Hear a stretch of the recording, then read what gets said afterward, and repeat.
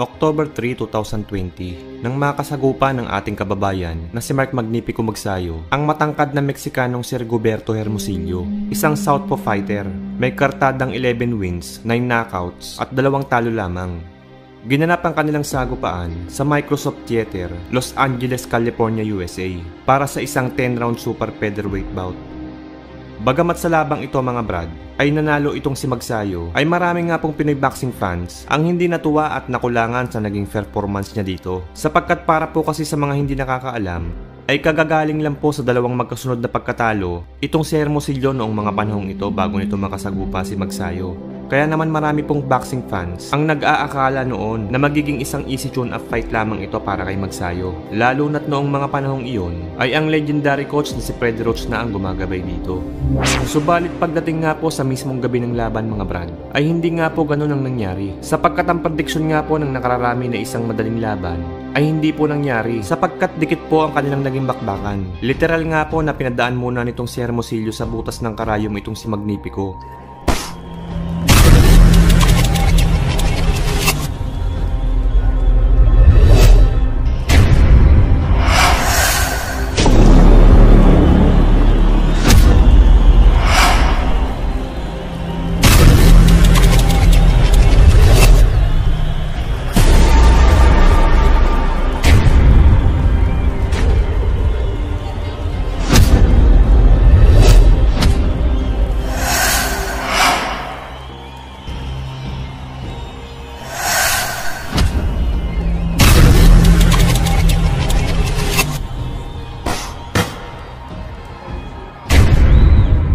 Pero ganun pa man mga brad, sa huli ay nakuha pa din ni Magsayo ang panalo via split decision.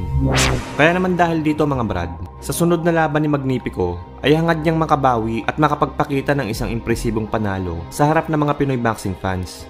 At ang maswerte nga pong napili ng MP Promotion upang ipalapa dito kay Magsayo ay ang tinaguriang Lethal Mosquito na si Pablo Cruz, isang Amerikano.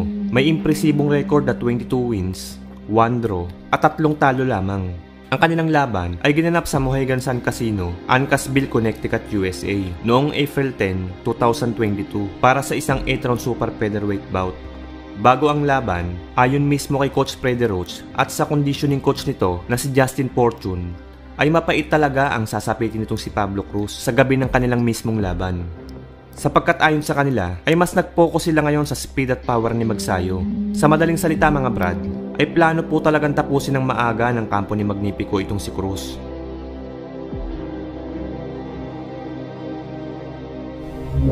Pero ganun pa man mga brad, bagamat llamado si Magsayo dito, ay hindi din naman dapat basta-bastahin lang itong si Pablo Cruz.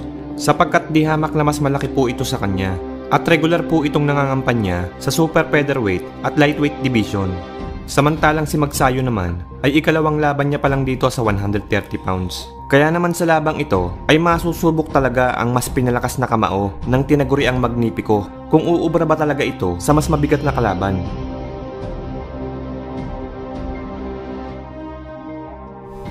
At heto na nga mga brad, sa simula ng laban ay makikitang puro power punches na agad ang mga binibitawang suntok ni Magsayo. Tila ba gusto talagang gumawa ng statement at wasakin ng maaga si Pablo Cruz.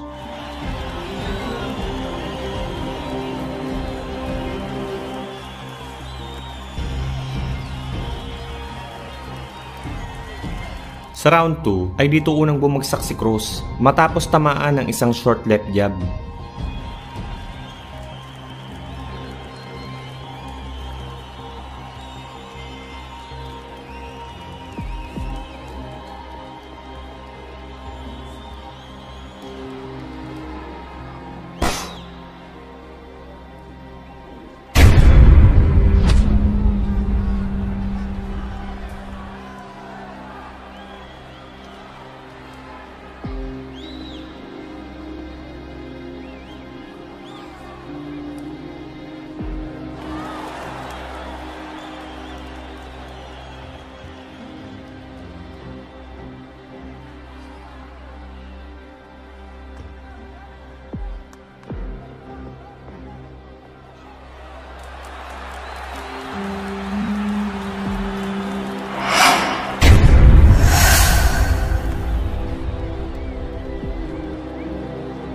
Pagdating ng round 3, ay muli na namang bumagsak si Pablo Cruz matapos naman tamaan ng isang left hook.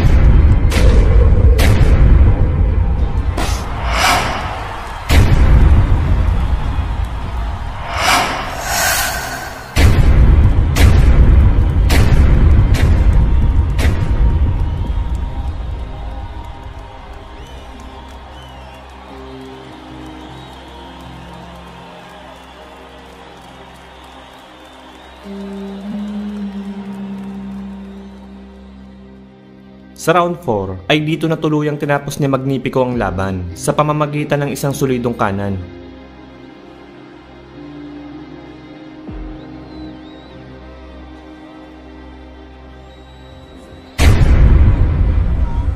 Finish him!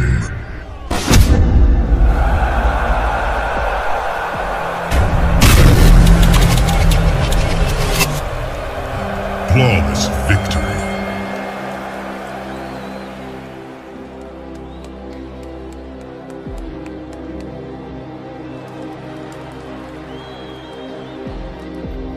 Anong masasabi nyo sa performance ni Magsayo dito mga brad?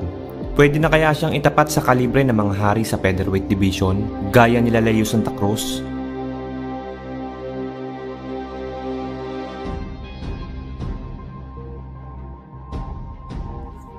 O kaya kay Leywood?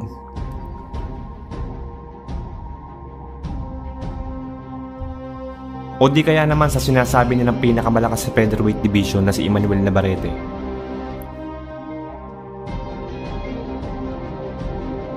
Pa-comment nyo naman ang opinion nyo sa baba mga brad at atin yan pag-uusapan.